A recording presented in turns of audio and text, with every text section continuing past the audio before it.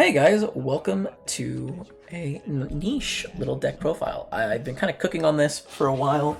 This is a future iteration of the deck. I've worked on it for a hot minute, and I think I'm finally happy-ish with the list.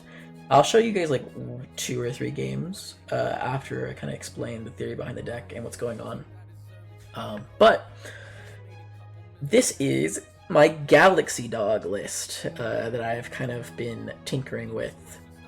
It's a interesting list that I kind of picked up from Japan that I saw had some success. I kind of wanted to test it out a little bit.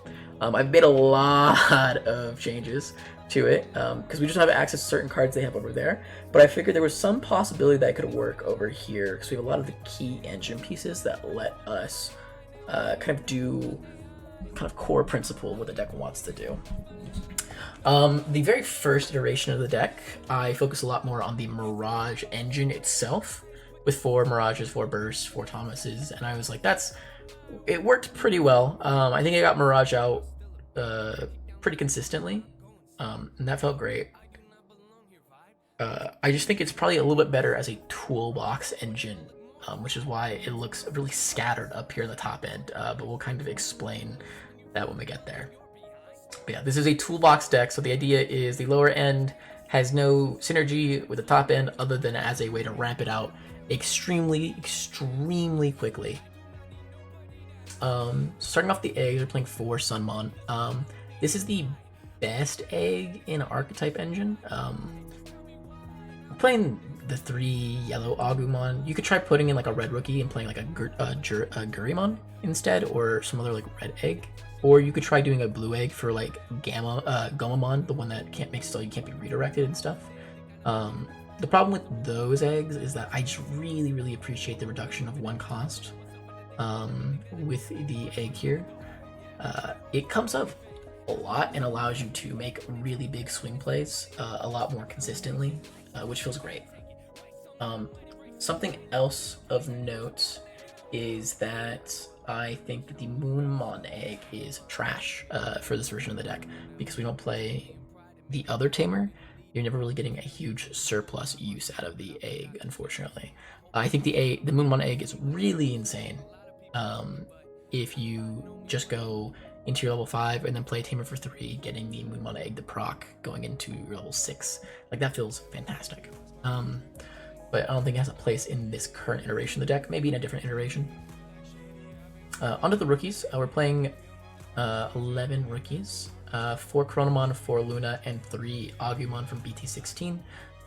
This slot has fluctuated a lot. It was Ukamons for a point. It was some of like the memory gain rookies for a point.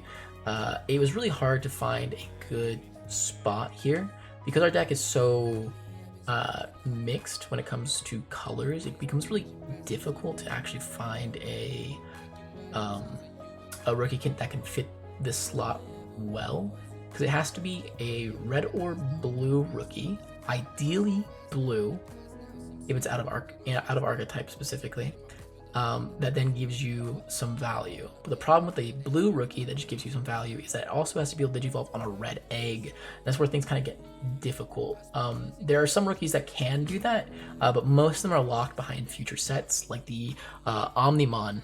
The Omnimon Gabumon that gains, I think it's a memory or it's a draw, I can't remember what. If you have Matt, it digivolves from blue or red, which comes up heftily, and unfortunately we don't have access to it yet.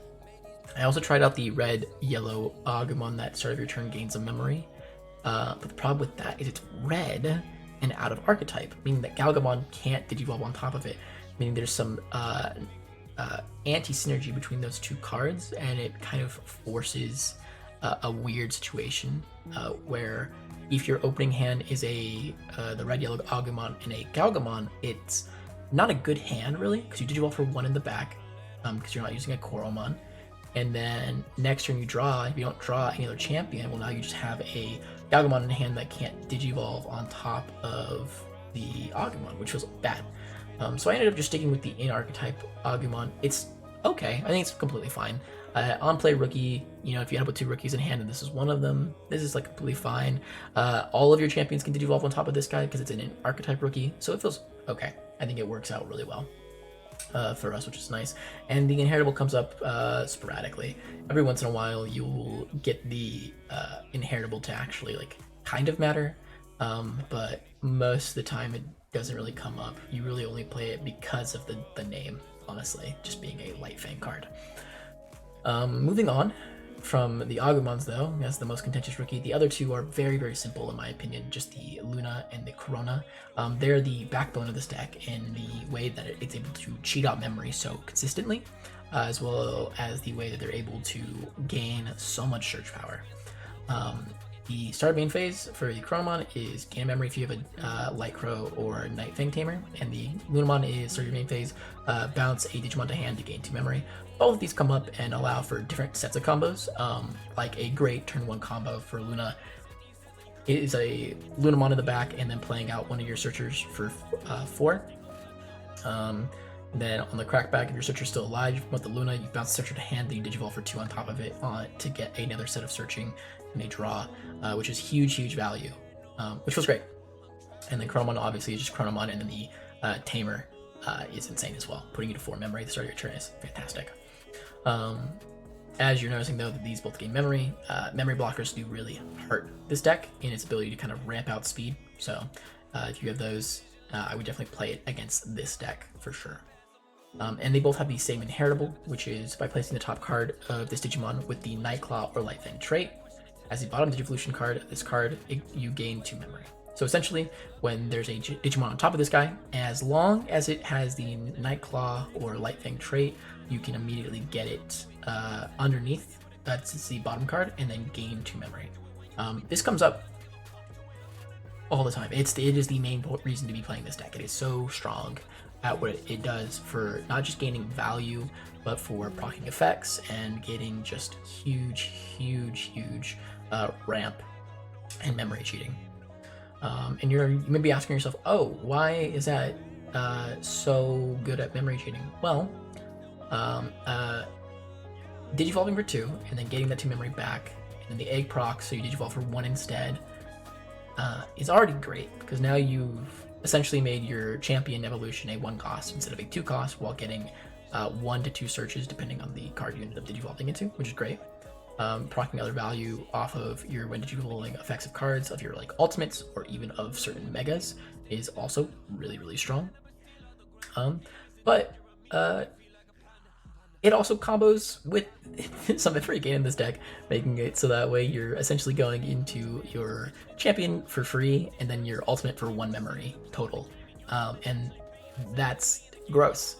Going from 4 memory to 3 memory from rookie to ultimate, and then Digivolving for 4 on your turn 2 into a Mirage, putting your opponent to 1, bouncing to security, gaining a memory, keeping turn, then swinging with the Mirage feels really gross. Feels really good. It feels great. It feels fantastic. Honestly, and that's a very common play. That's very common. The amount of draw that we have in this deck is so gross. We are drawing constantly, all the time. We are searching out cards constantly and all the time. The Mirage isn't searchable, but because of the amount of searching and draw we have, I mean, it's only a matter of time before we start seeing those cards in hand. I would not cut these cards down at all. Moving on to our champions, similar to the Chronomon and Lunamon, the Fira and Lekis do the same thing, which is they both search when Digivolving. Digivolve for 2 on any Light Claw or Night Fang, Nightclaw Digimon, or from red or blue. And then both of them have the same inheritable, it's just kind of inverted. One is plus 2k DP on your turn, and one is plus 2k DP on your opponent's turn, which comes up a lot. It helps a lot against Tyrant with the Lekis. The amount of plus 2k on your opponent's turn is super huge. Getting like 2 or 3 Lekises or Crestmon total underneath your stack, your level 6, will put it up to like 18k DP, which is insane. And then same for vice versa, putting like 2 or 3 here, putting up to like 18k, you'll be able to beat over most things. And it's like a pseudo form of jamming because you're so large that most things in security can't kill you anymore, which is fantastic. It lets you cheat around hitting like a Heaven's Judgment in security as well, just because you'll be so big that a Heaven's Judgment proc in security won't kill you. Decks like Magnemon can't block you safely anymore because of how big you can get, as well as it's just, it's just a huge body. It's really hard to deal with DP production as well. If your opponent DP minuses your guy like 12k, and you have one of these underneath, it won't die. And then if you have another one of these underneath your guy, you know, 1 and 1, when it comes back to your turn, you'll still at least be 2k. You won't die. And 12k is like a really good barrier to be above. Being 14k consistently is huge for a lot of your megas. But yeah, these are 2 searchers, and they're really good, and you really want to see them, and they're so good, and I love them. Galgamon is crazy. This is the new support, came alongside the Agumon, and this one is busted. This one is busted. Both players draw 1 with Digivolving, so no on play here. It has to Digivolve. Can Digivolve from Nightclaw, Life Fang for 2, and only from blue for 2. And then if your opponent has 8 or more cards in hand, this Digimon has 3 or more Digivolution sources and a memory.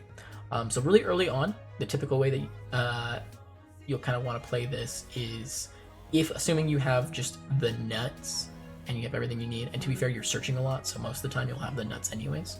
But just starting opening hand, Corona with the Tamer, Ko and Sayo. And then next turn you promote, you're at 4 memory. You Digivolve for 2 into one of your searchers.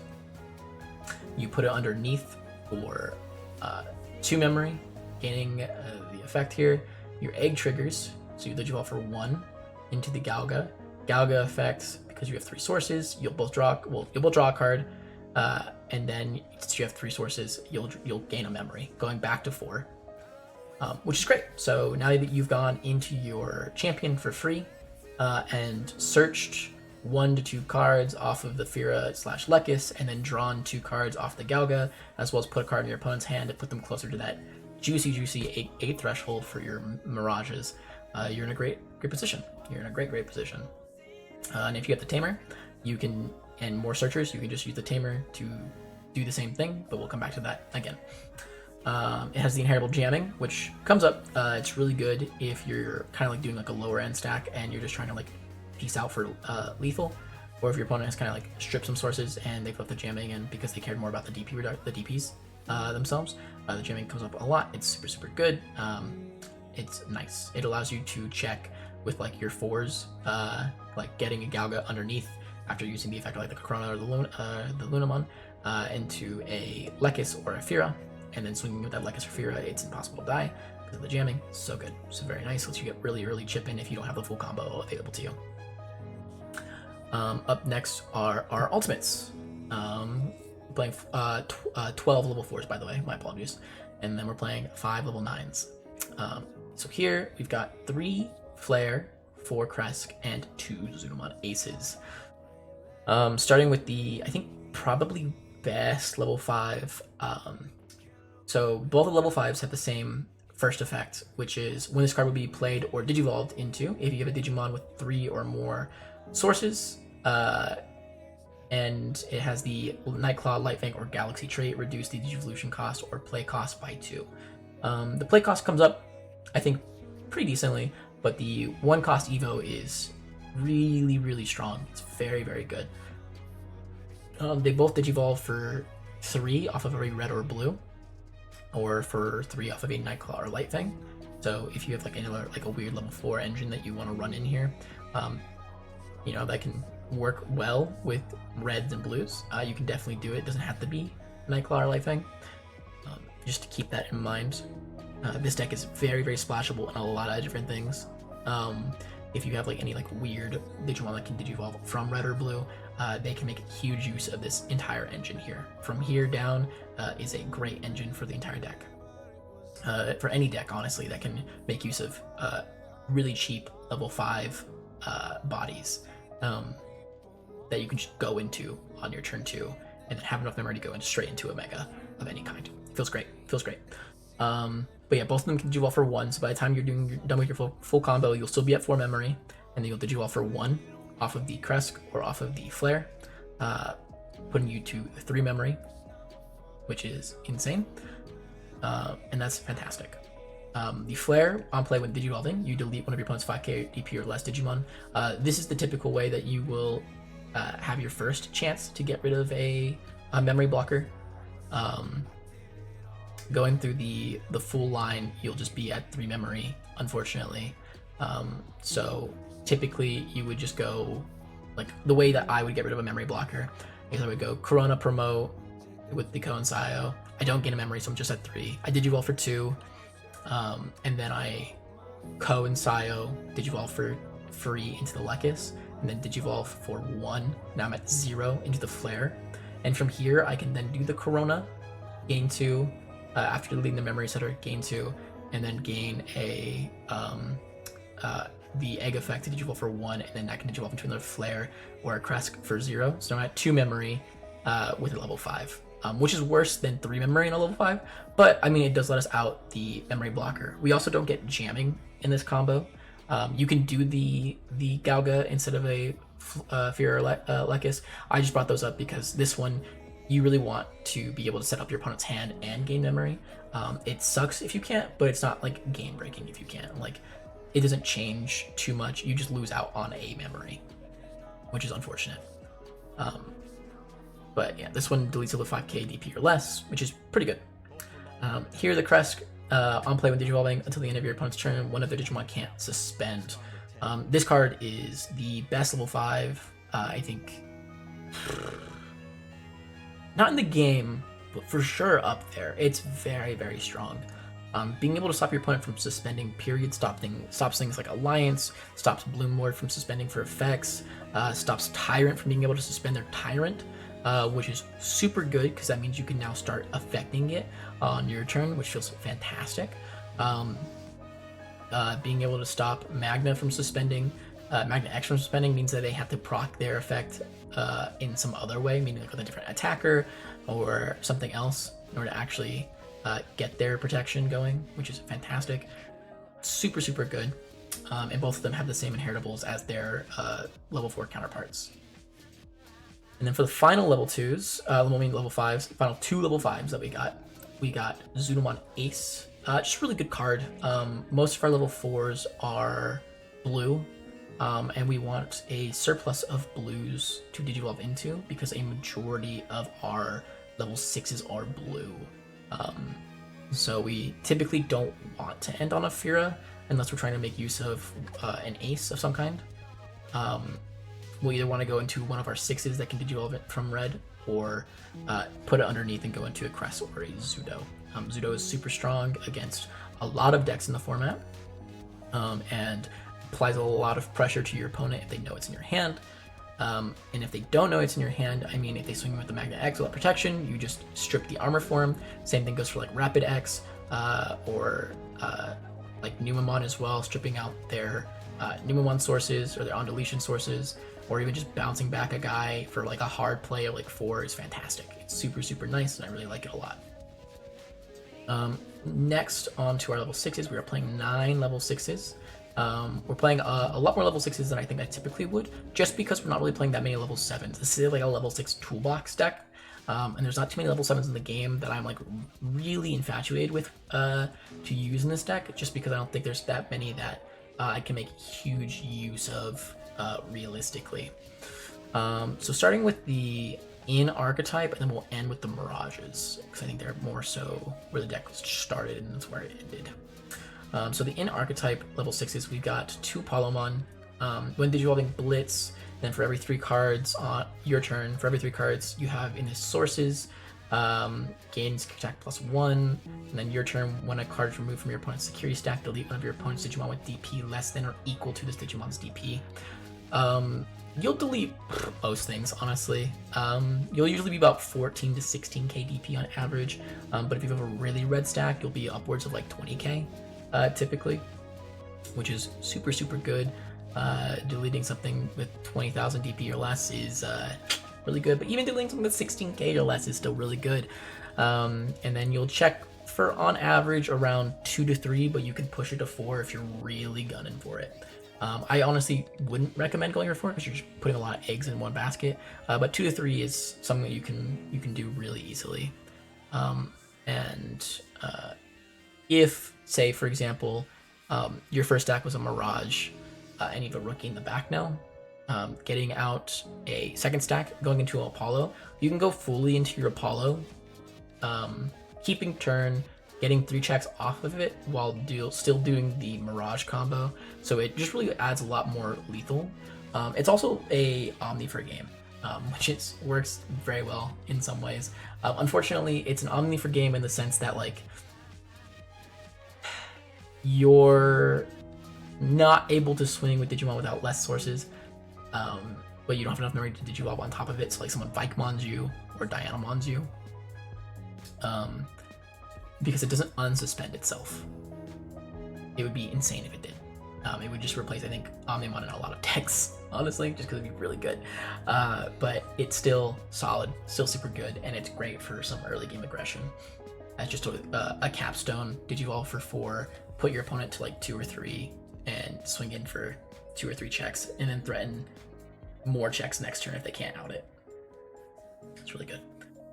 Onto Dianamon. This card's insane. Ugh, it's so good. When Digivolving, when attacking, for each of your opponent's Digimon Digivolution cards, trash any one card from one of your opponent's Digimon. Then until the end of your opponent's turn, all of the Digimon with no Digivolution cards can't suspend. That's when Digivolving and when attacking, so it's a great thing to just kind of end on to stun your opponent's board, because you'll typically be stripping around 6 to 7 sources from your opponent's Digimon, which is fantastic. There's really no point in choosing, because most of the time you're stripping all of the sources from a Digimon, so it feels great. And then stunning all of them without sources. Meaning they have to Digivolve, so if they're like a level 6 or 7, they're kind of screwed. It's also a blocker.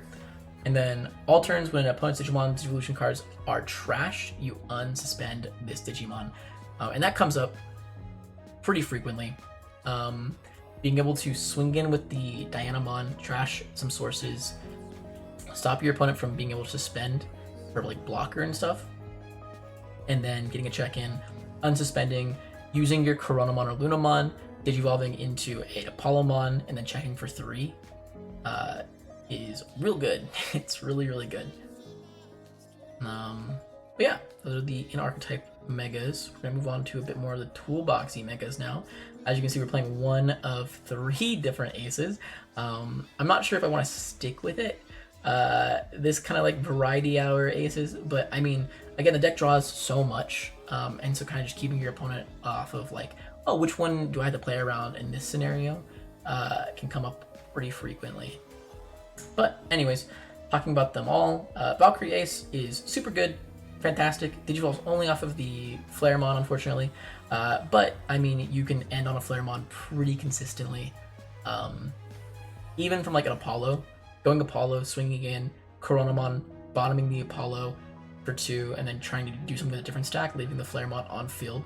So that way you have a level 5 for your Valkyrie Ace, and you're just threatening it. Feels great, especially if your opponent knows it's in your deck, and they're like, well, they have a Flaremon on field, they definitely have a Valkyrie Ace in hand, I have to try and play around that.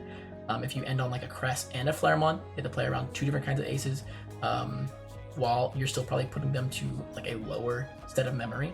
Feels fantastic. So the Valkyrie Ace does what Valkyrie Ace does. It's great for aggression, great for removal, great for tempo gain, great for control. It's the best ace I think you could possibly run. I would run more of this if we had more red cards to play, but there's just no good red level 5 ace at the moment to really be making use of the Valkyrie Ace consistently. And it can't Digivolve off of Crest, unfortunately. So there we are.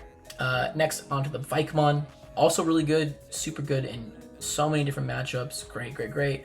The problem with it in the simulator is that the effect doesn't proc all the way. You de-digivolve when you de-digivolve too one of your opponent's Digimon when you do get the on-player digivolving effect, but the when attacking and the second part of the when digivolving on play don't activate. So your opponent can still suspend with 1 or fewer sources, and your opponent can won't get deleted. You don't delete one of your opponent's Digimon when attacking, which is really unfortunate and comes up a lot. And may have biased me in testing, because I haven't really seen how good it would have been in the deck and what it's able to do. But I mean, I still think it's a really good card, strong in a lot of matchups, and game breaking if you get the Blasted Evolution off most of the time. And keep in mind, these guys are huge, by the way. These guys will be fucking massive DP on your turn and your opponent's turn. They'll be minimum 14, typically around 16k on either or, which is great. Oh, it's so good. Having a 16k Valk swing in, or even just a Valk with jamming, it protects you so much from just getting destroyed by a random security check. And the final ace is a bit of a weird one. Imperial Digimon Fighter Mode ace. On play with Digivolving, return one of your opponent's Digimon with as few or many Digivolution cards, as many or fewer Digivolution cards as this Digimon to the bottom of the deck. And at the end of attack, unsuspend this Digimon. Then if Imperial Digimon Dragon Mode is in this Digimon's Digivolution cards, return one of your opponent's suspended Digimon to the bottom of the deck. Obviously, we don't get to make use fully of the end of attack effect, which I think is fine. This is still a double checker that will bounce any Digimon back to hand, because there's almost no deck in the game that will be as large as us. Even the deck that plays this, we will usually be about as big as they are, because we'll have 2 level 4s, maybe 3 level 4s, 2 level 5s typically, and then the level 6, the rookie and the egg, maybe 2 rookies depending. So most decks will not be able to outpace our stack size, while still keeping up our huge hand advantage, which feels great. So being able to bounce, or not bounce, bottom deck, super good. And then the double check comes up as just a way to kind of like keeping up aggression. And from that point onwards, it's just there as like a beat stick, doing 2 checks every turn until your opponent removes it, which feels good. And then moving on to the final level 6s. Sorry, I've been yapping a lot, but I mean this is like the toolbox side of things. You know, this is the engine, and this is the you know, the thing that we're powering. So I have to go kind of in depth into it. Onto what I think is probably the strongest level 6 that we can be making use of currently, as well as the engine behind it to make the most use of it. Though as the format kind of continues, I'm not sure if this is the right way to use it, but this is for sure an exceptionally strong card. So, Mirage Galgamon, as you all know, is Digivolve for 4, my blue level 5. When Digivolving, return one of your opponent's level 5 or lower Digimon to their hand. If no Digimon was returned by this effect, your opponent adds a top card of their security stack to their hand. Then all turns when effect adds a card to your opponent's hand, gain 1 memory, and then for every 4 cards in their hand, you get another. So it's 4 cards, gains you the first memory, and then everyone afterwards. I read that weird for some reason. This card is really good, and not for the reasons I feel like a lot of people think. This is a floodgate, people. Venus is insane. Numemon was the first deck that made use of Venus insanely well, because it was able to spit out level 6s like candy. And so that's why you run Venus so consistently. You don't run Venus as much as you used to back in BT15, because now you have Valkyrie Ace, and Valkyrie Ace is insane, but you're still running some copies of Venus.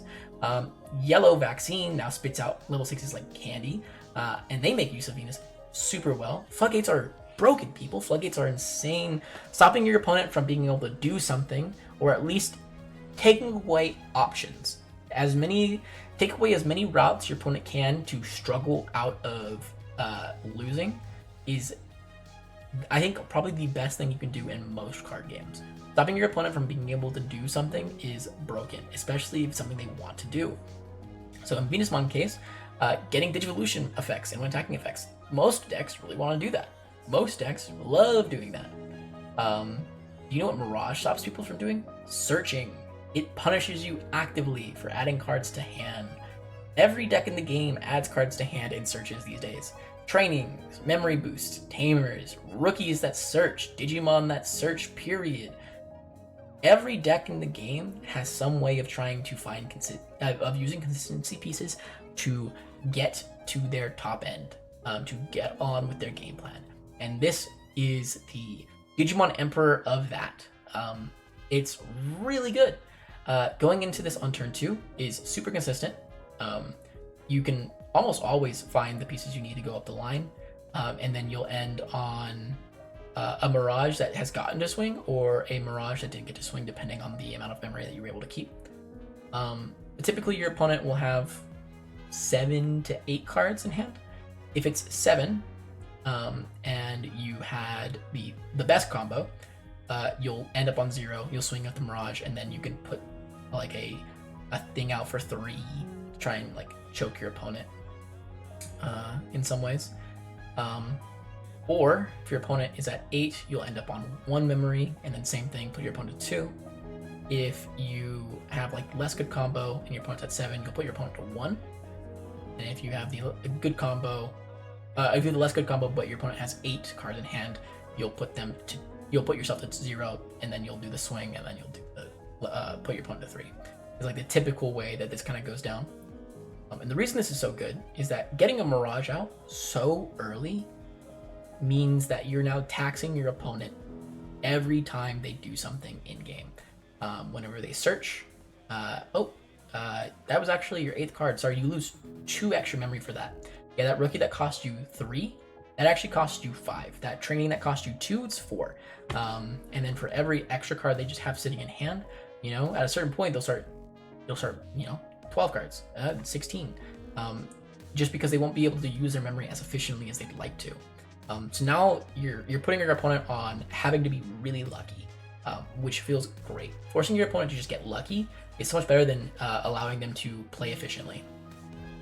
So getting this guy out as quickly as possible is super strong at just stopping your opponent from existing. And if they let it stay, if they can't find a way to out it efficiently, well, moving on to level 7s. Mirage Galgamon Burst Mode. Digivolving. When digivolving, return one of your opponent's Digimon to the hand, and then gain 1 memory for every 4 cards in your opponent's hand. Sometimes you're digivolving this for 5, even if you don't bounce anything, just to try and set up lethal. We'll check out, because it's like a 3-cost evo if your opponent has 8, and then for every other 4, it reduces the cost of the evolution essentially by 1, which is great. And it bounces any Digimon, so, most of our guys are blue, Digivolve for 5, so we can make use of it pretty consistently, even without the Mirage. And if we do have the Mirage and a Thomas, we can Digivolve into this guy for 0, which is rough. And then when attacking effect, if your opponent has 9 or more cards, you can put 1 back from their hand without looking to the bottom of the deck, so that only 8 remained, and then you unsuspend this guy. You have a lot of ways to kind of unsuspend this Digimon. Be it the Galgamon, any extra stack, or if you just have enough memory to go into a level 3 and then into the Galgamon, and then, swing with this guy, unsuspend, bottom deck, Coronamon, put this on bottom, go into another Galgamon, swing, unsuspend, and throughout all of this, by the way, that's a 4 memory combo. So if you proc this and this for 0, you're gaining probably about 4. So if you got that 4 extra memory, well, 3 Digivolve for 2, you gain 1 because your opponent will have 8 in hand, and then you gain 2, gain 1. Well, I mean, that's a lot of checks you're doing. I think the most checks I've had available to me on a single given turn was with 2 stacks, and I had, I think, 9 or 10 checks. I can't remember the exact number. Because I had an Apollo, the +3. I had the Mirage Galga Burst Mode, 2 Thomases, 2 Galgas, and a rookie. And I think that was on my turn. My 4th turn was when I was able to set that up fully. So yeah, that felt great. That felt fantastic. It was really, really strong. I don't remember if I recorded that one or not. Yeah, I'm gonna do one more testing game because I really want to play this deck again, and we'll see if that one makes the cut. I lost a couple, I won a couple. I'm only going to be showing you guys my wins though, because I'm gonna be honest, most of my losses came from me heavily misplaying, because this is a combo deck and I'm still learning the combo in real time for those games. There were a couple points where I hard played a Mirage by accident because the simulator was like, you can't do that, and then I was like, oh my god, it's a fucking red level 5. Oh, I'm so stupid. Like a couple things like that where I just make like misplays that cause me to lose the game when I should have won those, or at least had a better showing. If I lose and I have a good showing, I'll for sure let you know. As well as a lot of my wins are against certain like random decks, or just like people who like huge misplays, or people that just bricked, and I'm like, well, this doesn't feel great. So I try to pick some games that are at least a little bit more competitive, or even just against like some like known quantity decks, but we'll see. That's our level 7s. Going to level 5, not level 5s, going on to our Tamers. We're playing 4 Ko and Sayo and 3 Thomas. You could try fitting in the Sayo and Ko, but I don't think it's as good because we're not trying to really get the Digivolution effect going. So I would really focus on doing that. It cheats out a memory, which is nice, but we don't ever need that extra body on the field. Ooh, wait, hold on, I just clicked something in my head just now. Technically, having the extra body on field can come up, and the reason for that is if you have a single stack and you have the Flareamon or the Cressamon, and then you do the combo where you put the Flare on bottom, and then you go into a crest, or vice versa. You could get the Scion Co out. Scion Co will play out the other level 5, which will then allow you to ace. The unfortunate thing is, if you do ace, you will overflow because the Scion Co will trigger at the end of your opponent's turn. So keep that in mind. You know, the ace will be really cool and will be really strong and very sick and epic and awesome. And you will get the on-play effect of like stunning something or deleting something or searching something. But I mean, keep in mind, at the end of the turn, that Digimon will go back to hand. So there is like some ups and downs. You can make an argument there for Scion Co. I don't think it's still good enough, but that's I haven't done any testing with it, so I can't make that argument. The Ko and Scio Tamer is insane though. It's a memory setter. Great play turn 1, and the on-play main effect is by suspending this guy, you can take 1 Light Claw or Night Fang Digimon and place it on bottom of its sources and digivolve that card for free. Or digivolve one of your Digimon for free. It doesn't have to be that Digimon, and doesn't have to be into a Light Fang or Night Claw. You can digivolve into the Burst mode for free if you have a Galgamon or Lekis or some Bozo, or even just a Coronamon on play with the unfilled with the egg, because you can just bottom deck the guy. The egg will delete itself because it's got no DP, but you will get the level the 5 cost Evo for free, which is great. That's great. It's fantastic. It's so good, so good. But even just getting value in the combo itself of Chronomon, egg, Digivolve for 2, Chronomon, Digivolve for 1, Cone Sio, Digivolve for free, get another search going, Digivolve for 1 into the 5, Digivolve for 4 into the Mirage, putting your opponent to 1 memory. Peak. So good, so great. Love it. And then the Thomas, he's just a 3 cost on play draw 1 that sometimes kills your opponent. That's really all he is in this deck. There's no like, ooh, we're getting like huge bonuses off of the Thomas name, or ooh, we're cheating out Thomases. Honestly, we are just hard playing this guy for 3 sometimes, and it kills your opponent. that's all it does. The draw is nice because it's just a net neutral card. You play it for 3 and it replaces itself, which is good for just value and things like that, as well as it provides pressure if you have a Mirage infield, but it's the most important thing for cheating out a burst mode for 0. It's the equivalent of having a what's the card I'm looking for? The 3 cost yellow option that lets you digivolve into the Magna X for 3 instead of 5. It's the exact same thing here, where we're just digivolving into the burst mode for 3 instead of 5. That's really all it is. We just have extra steps, and we can't do it as the end play. We get to do it with 3 or less. So it's worse in that sense, but it also lets us unsuspend and get extra swings in. So it's better in aggression style. There's a couple ways you can like kind of change the deck. Obviously, you can change like the toolbox itself. You can change like some ratios of like the 5s. If you have a different 5, you want to play the Zudomon Ace spot, or if you want to focus more like on the red engine rather than the blue side here. You could focus more on the Mirage engine itself, adding in like another Burst, another Thomas, and like another Mirage Galga, and like focus more so on like doing the Mirage OTK, which this deck can just do, by the way. I think it does it better than the Mirage base list. I just like this toolbox engine better, because yeah, the idea behind the Mirage base list is like, oh, well, you use your powerful effects to full combo and kill your opponent, and it's like, yeah, it's true, you do that, and you can do that here as well.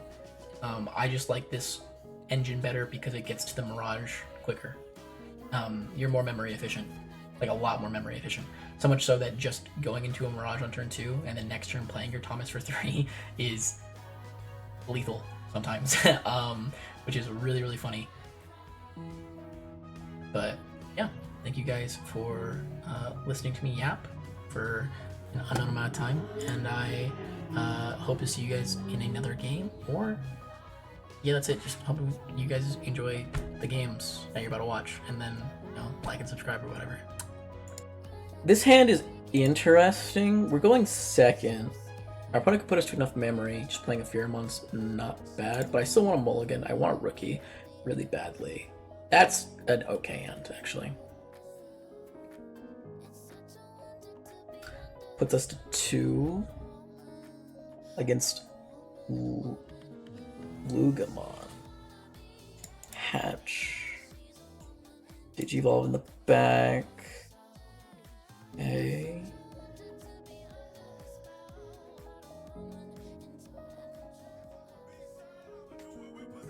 Digivolve for 2 in the back. Digivolve for 3 in the back.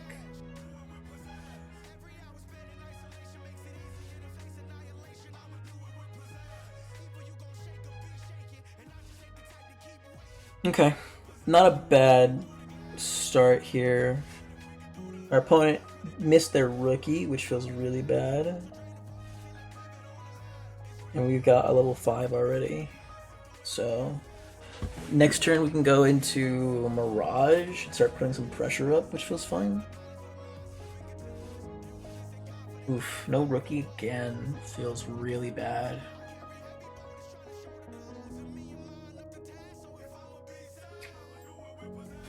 No rookie feels real bad. But, I mean, I will take advantage of it. We'll go ahead and gain +2 here. Go to 3. Use the effect of Digivolve for 1 less into this guy.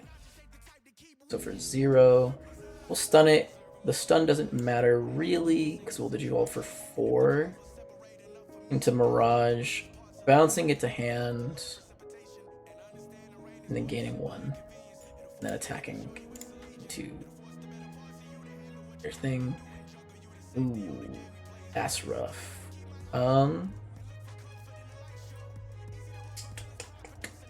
just play out a... Is 1 extra memory going to be the gatekeeper here? Probably not. If this was a Lekis, this would be crazy. It's not. Yeah. We can get the search. Coincido. There was an argument that the Fear is probably better. I think it's probably the better choice there, but I really like getting up Memory Tamer up if I can. Especially if I go here. Right? The stun. Yeah, we'll see. Heluga. Draw 2. Then they pitch before I gain the memory, unfortunately.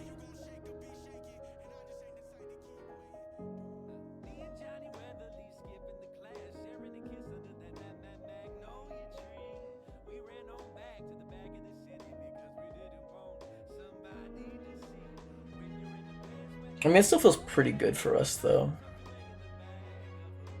Like, they're in a rough spot.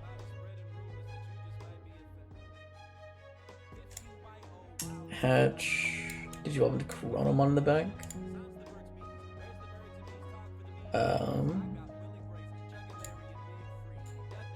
We'll just get a check in security. That's kind of huge. And then we'll play out a Lunamon, try and get some extra value off this Sphera. Put them to 2. And then we have lethal next turn, depending on what they do. Feels pretty good. Argument for the Coincido, but I just want a surplus of searchers.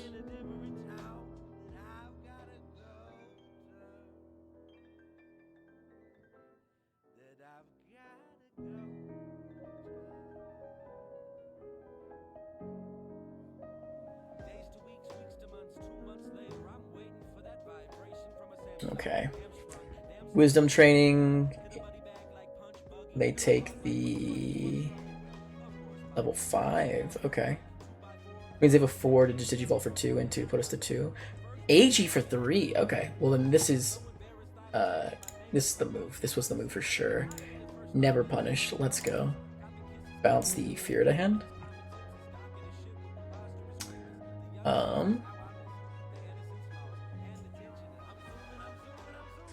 Digivolve for 2 Tefira. Effects, search, add flare, and Lekis. Digivolve for 2 into Lekis. Lekis, search, add Luna. We really want a Gauga, honestly. Bottom deck this, gain to Digivolve for 2 again. Search, double hit again. Bottom for 2, gain, use the effects, Digivolve into Lekis.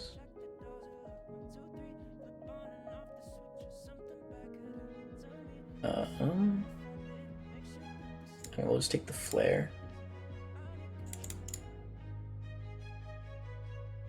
I mean, interesting.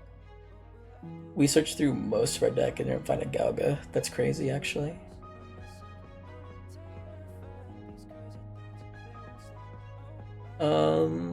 I mean, we can just double flare or crest flare.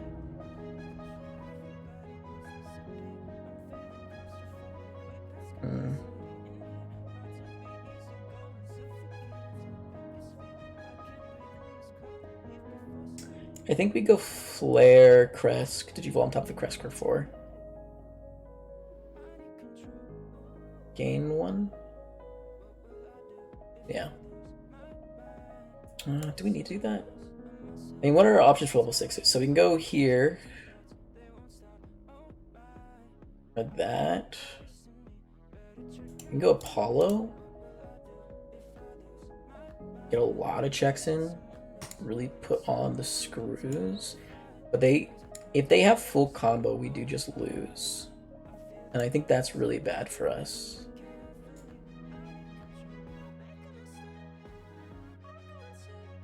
So I'm gonna get a swing in here. I'll take the risk. I think I need to be a little risky here. Okay, that's really good for us.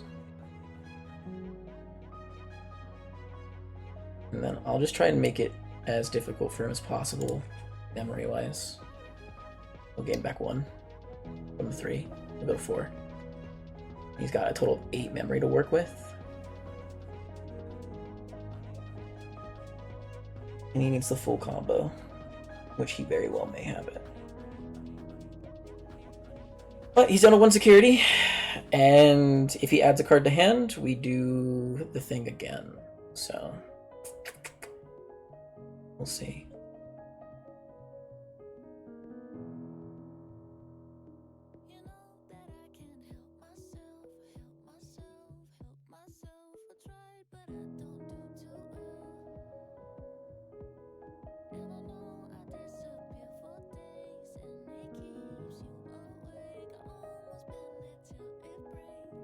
Yeah, we have a lot of blue in this stack and a lot of red in this stack, but you know.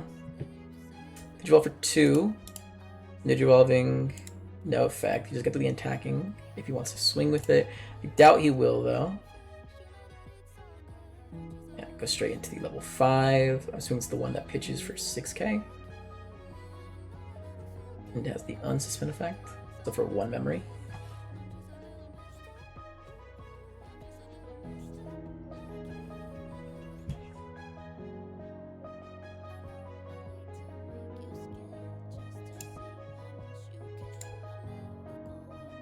Okay, so it's the old one for 1.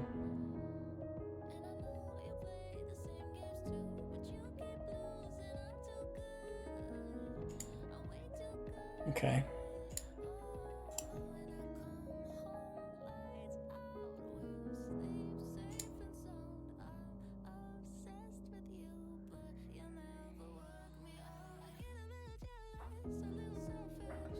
Yeah, goes to 4.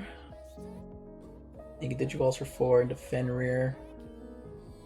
You can pop one of them, but you can't pop both. And they're both going to cause some amount of issues depending on what he plays from trash. He's got Luga, Tyranno. So if he chooses to play all three, Tyranno will fuck him. So the draw for 4 here. Play out those 3, and then I'll steal 2, which may make things a little bit more difficult for him. Ooh, he is choosing the worst route though, not playing around the Valkyrie ace. Unfortunate for this guy.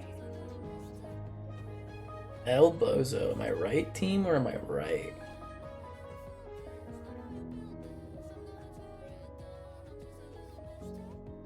Choosing to swing into the fear is very interesting. Is he gonna alliance?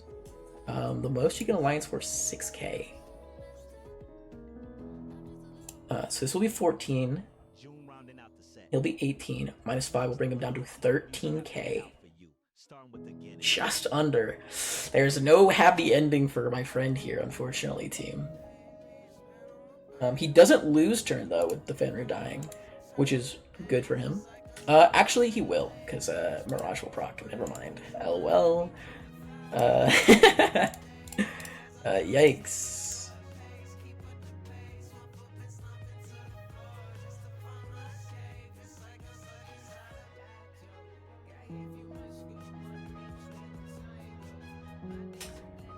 We only still won because he discards before we check, unfortunately.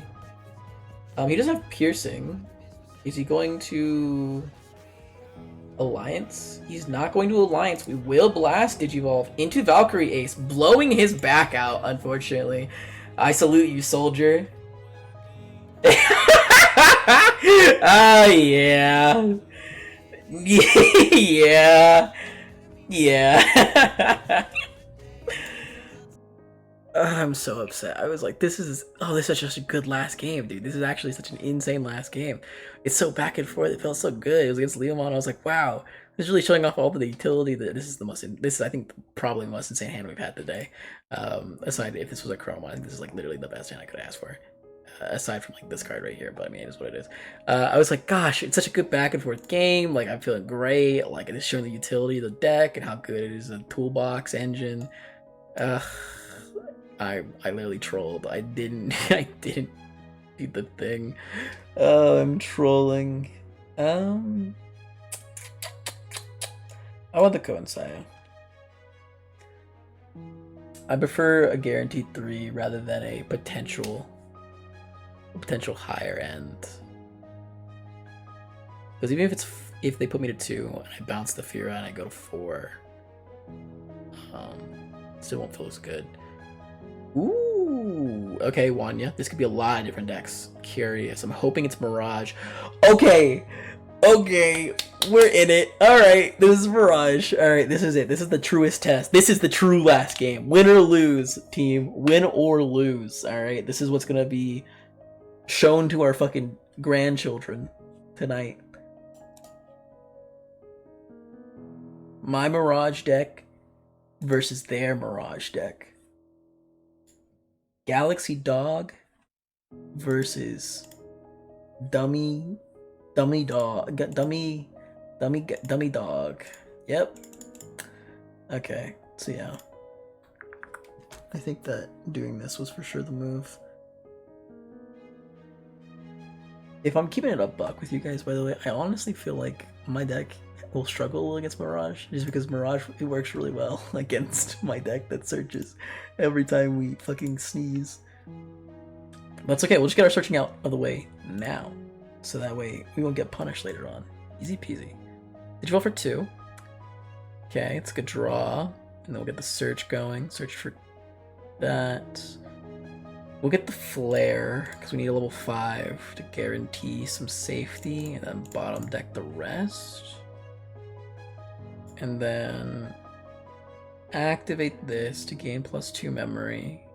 Go into Gauga for 1.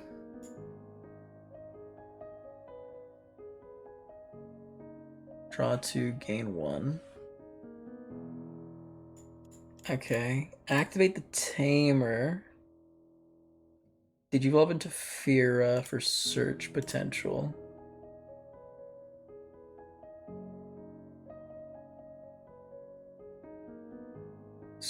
search. Take the Corona and the Kresk. Both really good options. And then we'll Digivolve for 1 into the Flare. And then we'll Digivolve for 4 into Apollo and get 3 checks in at 18k DP. Jamming. Use the Blitz. Security attack. Okay, so it gains 2 memory. Really unfortunate. Alright, and a free Thomas. Okay. And then the next one's going to be the thing. Okay, and a training. Alright, well, you know, if I'm being honest, a little unfair. A little unfair, the kind of cards he had in his security. But you know what? It's fine. I didn't want to have a good time anyways.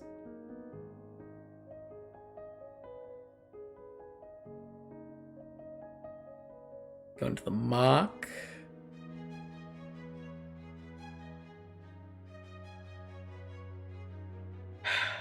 Gosh.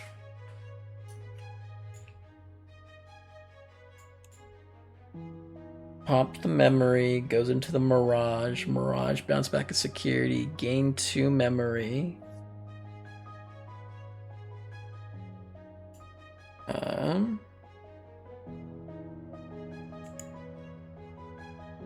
And then swing in with this guy. Activate Thomas, unsuspend. First, blast Digivolve into... Oh, I forgot these guys matter, but I don't care about the other memory, honestly.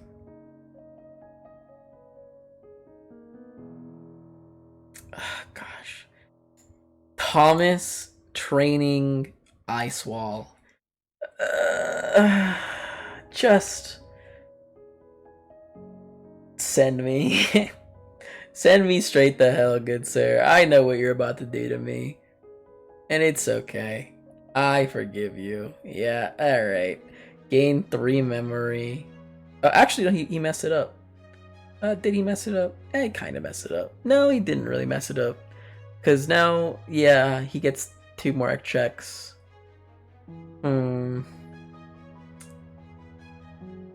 Well, you know... that's fine. This is fine. As long as we keep these 2, everything else is fine to lose. Get the check. Attack. Thank you. Hey, Lord. Whoever watches me from the sky, shout out. Alright? Shout out. Okay, he had the nuts in his security. Thank you for making my 4th check exactly a Mirage burst mode. Thank you. I really appreciate that. That this man did not have jamming.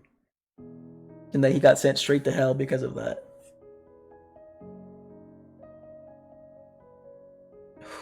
That felt good. That felt right. Something about that felt right. I'm not sure what it was, but it did. Felt good. This is a memory setter? Alright. I'm feeling happy with everything that just happened there, actually. Feel pretty good. Feeling pretty solid. Feel pretty alright. Yeah, I mean, we're just gonna Kresk. Kresk stun the guy. We could have Zudo on there, but I mean, he'll go to 3 anyways, and he can just Zudo our Zudo. So, I mean, shrug.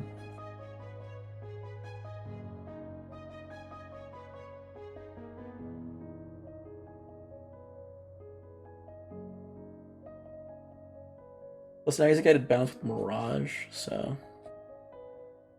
But I was so afraid. Alright, it's okay. Both of our securities were cracked so far. So now everything's balanced out, and we're gonna be chill. Everyone's gonna be chill now.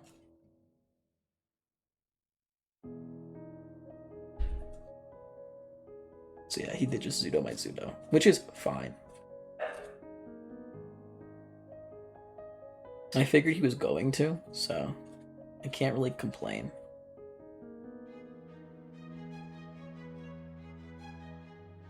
He goes into Mirage. Or the Mock Galga, I mean. But from here, I should kill him. I think as long as I can find a good Mega.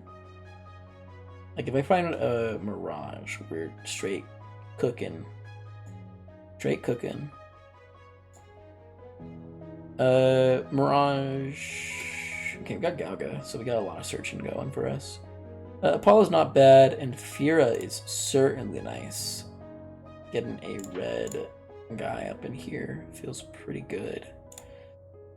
Activate the egg, bottom, go Galga. Did you evolve into Galgamon? We'll both draw one. Gain a memory. Activate the...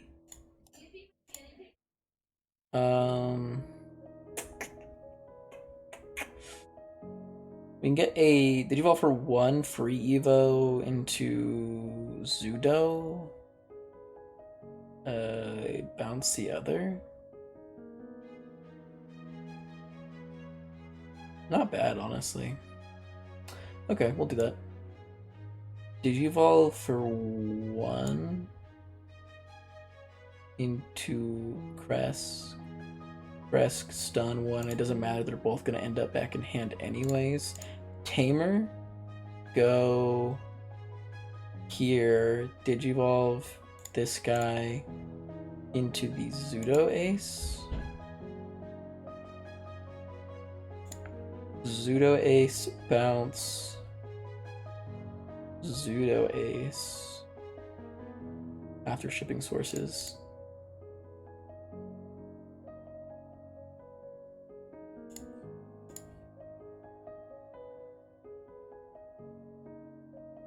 Go.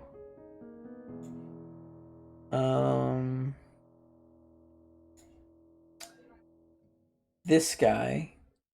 We want to get as much value as we can out of every card we have. So we're just looking for a Thomas or a Burst. So go Galga. Galga, we both draw one, and then I'll gain a memory. Found the Thomas. Okay. Digivolve for 4. We have enough memory for everything. Yeah. Okay. Digivolve for 4. Bounce the man to hand. Gain 3 memory. Swing into security for 1 check. Into another Thomas. Gain 2 memory. Off the Coronamon. Digivolve into... not Digivolve. Play Thomas. Thomas effect, draw 1. Unsuspend the Mirage. We couldn't find lethal, unfortunately, but I think it's fine. Because getting a Mirage out just means that we're pretty safe at the moment. And then we'll just go into Lekis and have a Zudo Ace in case something happens.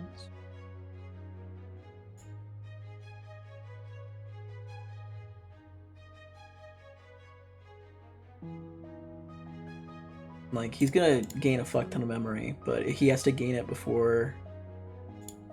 he has to go into Mirage before he can gain that memory. Whereas, you know, he's already at 12, so if he does any searching whatsoever, he will be getting cooked. And a lot of his cards will draw. So he just needs to be careful about that. He also can't swing in until he gets rid of the Lekis. So I'm feeling pretty okay. There's definitely a lot of ways that he can get to lethal. from here? Okay, he's cooked. We both draw. You gain a memory, but my Mirage will gain me 3 memory.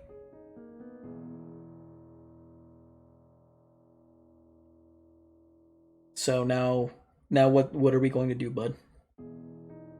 Okay, Zudo Ace, stripping 2, Zudo Ace underneath, gain 3 memory. Okay, but that doesn't do anything for you. Yeah. Nice try. NT.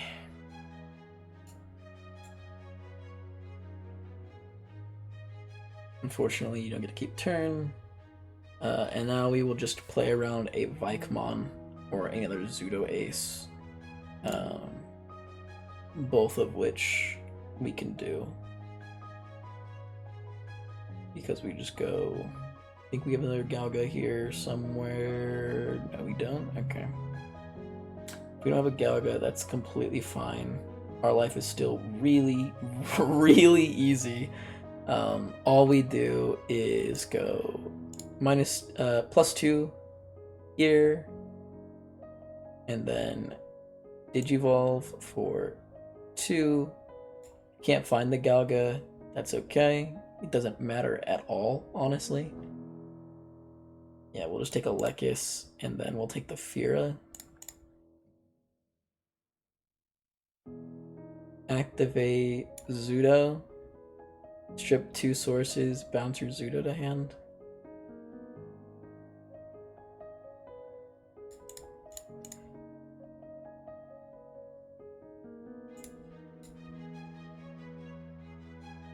And then gain effect done.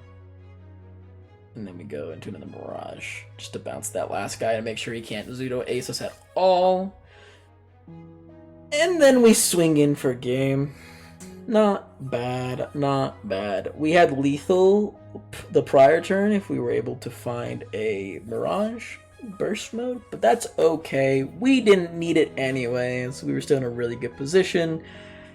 And yeah, I mean, I don't know what else to say. This definitively proves that, you know, Galaxy Dog is better than boxing regular dogs. So keep that in mind, team. Anyways, so that's the list. Thanks, guys, for watching. If you have any questions, concerns, or thoughts on things that I can add that could be more useful, just let me know. Or ways to adjust the deck to be more useful. I really like this, like, really tight bottom end here of, like, this, like, rookie engine of these 8, and then 3 and 4 here, and then 4 of these Galgas, I think are really good. They're super good for cheating into most things on turn 2.